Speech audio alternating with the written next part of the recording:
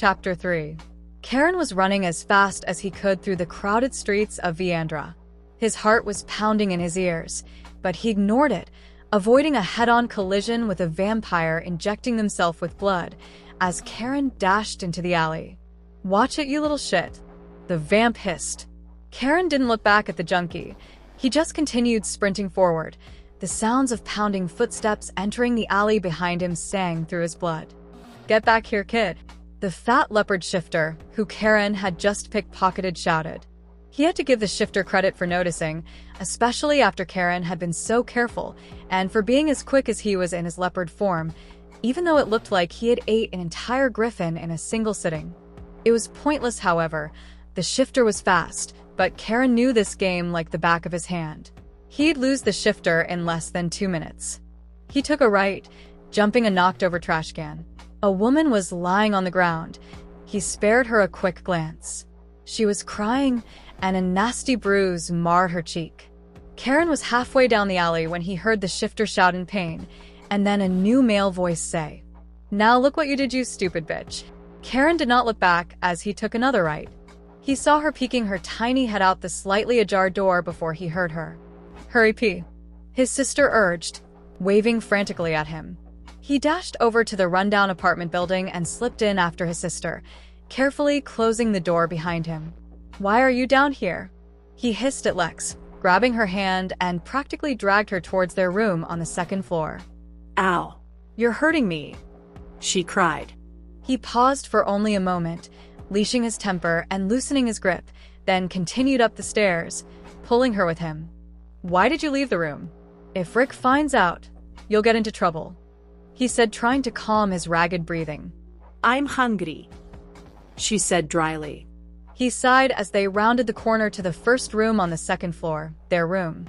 "You didn't even shut the door behind you?" He shook his head. "I was hungry," she repeated. "There wasn't anything in the hiding spot?" She shook her head. He nodded once. They'd have at least 3 minutes before Mom and Rick came bursting through the door to take today's earnings.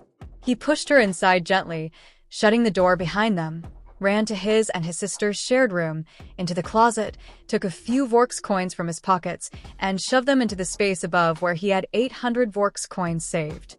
Not losing momentum, he ran from the closet into their mom's and Rick's room.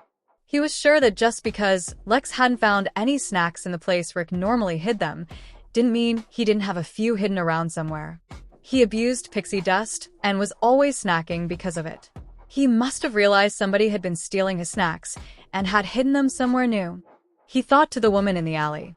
Marie Lucian Deitas had been laying on the ground with a bruised cheek, and Kaeron had ran by, assuming it was all part of the act that had helped him escape people he had stolen from on multiple occasions. But what if it wasn't? The thought had him faltering for a moment.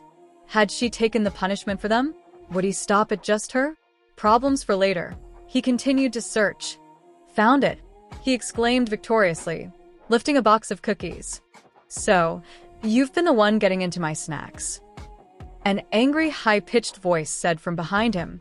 Kaeron stiffened a bit, but turned around to face Rick. He was standing in the doorway, wearing a cold smile that held no amusement. He had taken too long. Stupid, stupid, stupid. Kaeron peered behind Rick, only now noticing his sister's muffled cries as their mother wrestled her into their shared room, hand around her mouth. "You ungrateful. Good for nothing," Rick said, entering the room, slamming the door behind him. Kaeron," his sister cried. Kaeron said nothing, did nothing.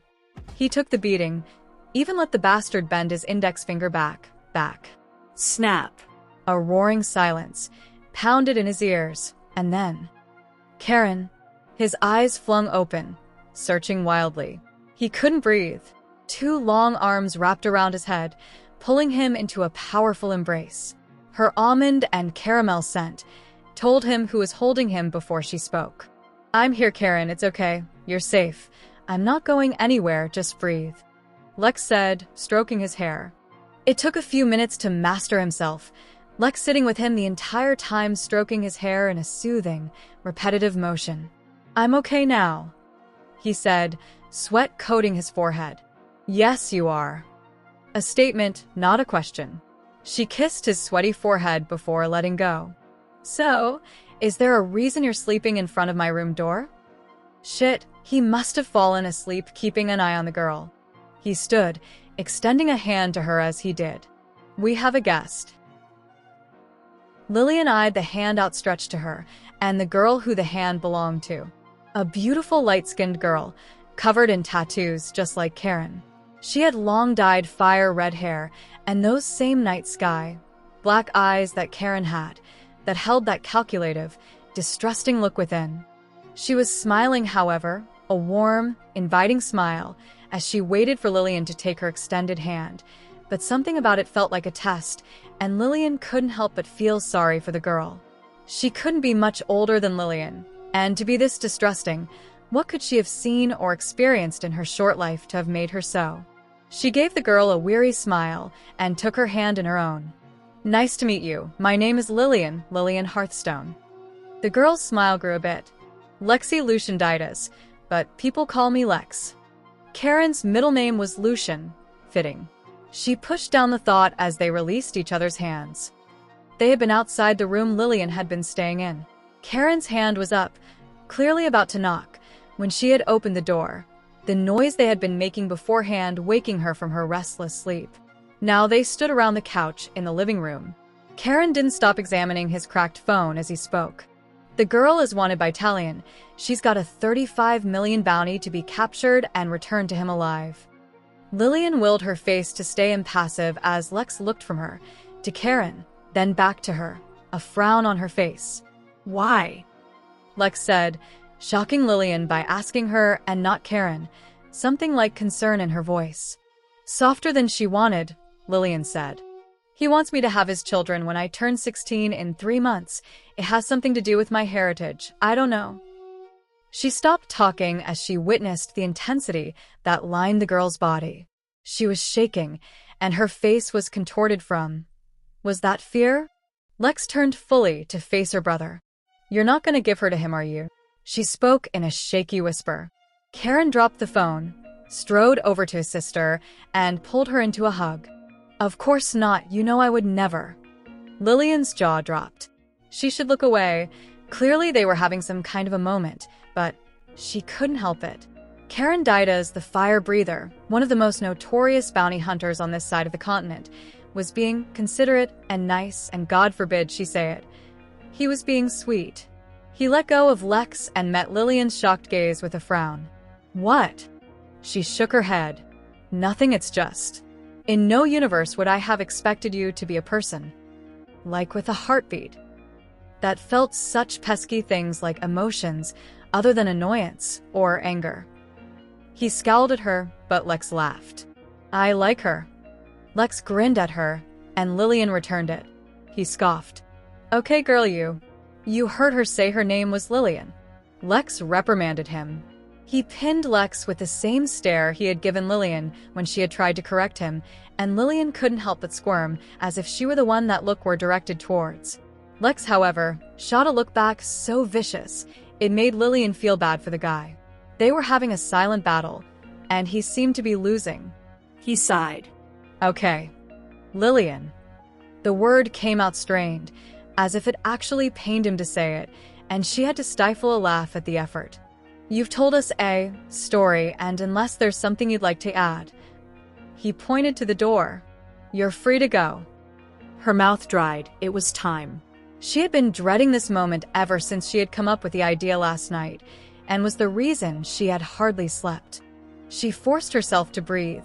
He would say yes. She refused to let herself believe otherwise. But it was Lex who spoke first. You can't be serious.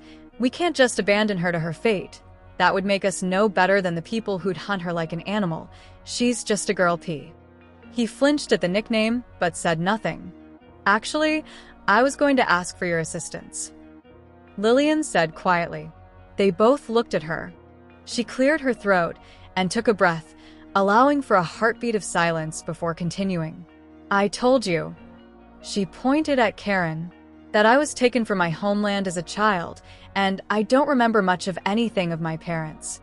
He nodded, which is all true, but what I didn't tell you is that I do remember where my homeland is, and And you want me to be what? Some kind of fucking escort. Sorry, lost lamb, but unless you're gonna pay for this little excursion, I'm not interested. He spat. It took all of her strength not to curl up into a ball and die. She had been stupid to think he would help her. Of course he wouldn't.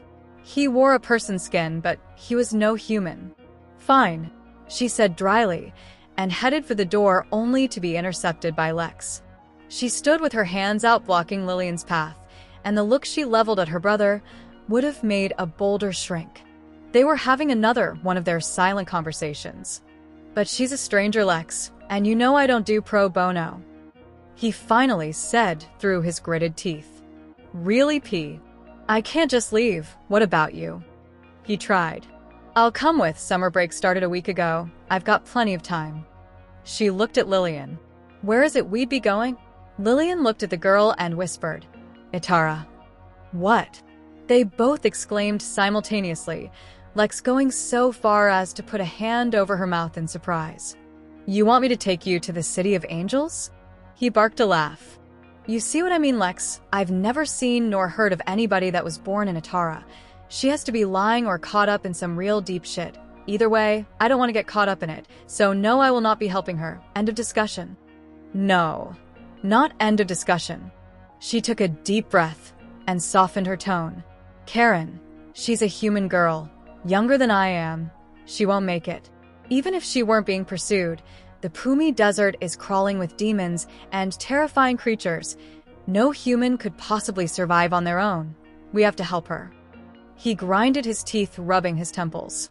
But we won't get back until at the very least December, and that's only if everything goes smooth and we don't run into too many problems. You can't miss that much school, Lex, and not to mention, babysitting the two of you would be a massive pain. She smiled, clearly thinking she had already won. I already know everything they're teaching at that dump of a university, and you've got it twisted. We're going to be the ones having to babysit you, my party-loving brother. He loosed a long sigh. That's not what I meant, and you know it. Lillian turned to face Kaeron. So, does that mean you're going to help me? He looked at her as if she had just asked him what color the sky was. I need a drink. He bit out, heading past them and out the door. She looked at Lex, who was smiling triumphantly. That means he's in.